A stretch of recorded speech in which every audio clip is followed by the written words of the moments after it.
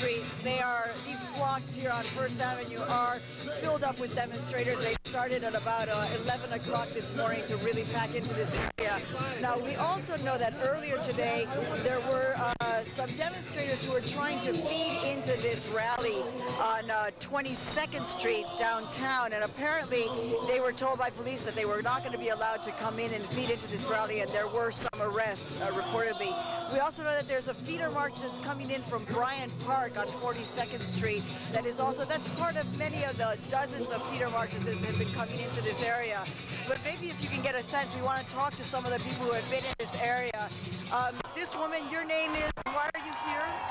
My name is Paula Dubrow, and I'm here because I can't bear the thought of another war. I can't bear the thought of sending thousands of our troops to be slaughtered, which they will be in a city war, and killing innocent Iraqis just because the son wants to finish what the daddy didn't do. Let me ask you something. Are you someone who comes to a lot of anti-war demonstrations, or is this something new for you? No, I've been to others before. I really don't like demonstrations because I'm short and I'm afraid right now with all these tall people around me. But I had to be here today. I absolutely had to be here.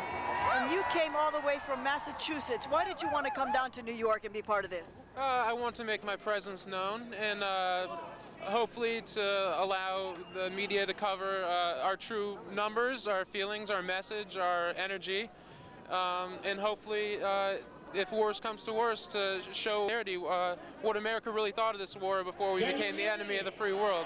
Wondering about if you thought about the fact that this is, New York is in a heightened terror alert, whether that played in, whether or not you thought about the fact that New York is in a heightened terror alert, whether or not that made you think twice about coming down or no? Absolutely not. I don't think many people here are giving in to the scare tactics. Duct taping their doors shut is not the answer. Honestly, the biological warfare, the chemical warfare that's supposed to be coming on us, I think the message the media is sending about these terror alerts is what it's really doing, is scaring the people to stay in and not to voice out. And it's not the answer. The answer is to get out there. Thanks very much. So that's pretty much the sense of what we've been hearing.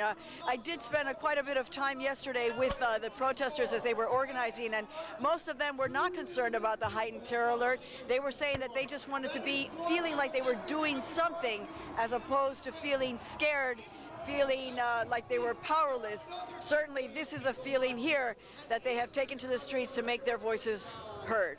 Back to you, Marty. Maria Hinojosa in New York City. Thanks very much.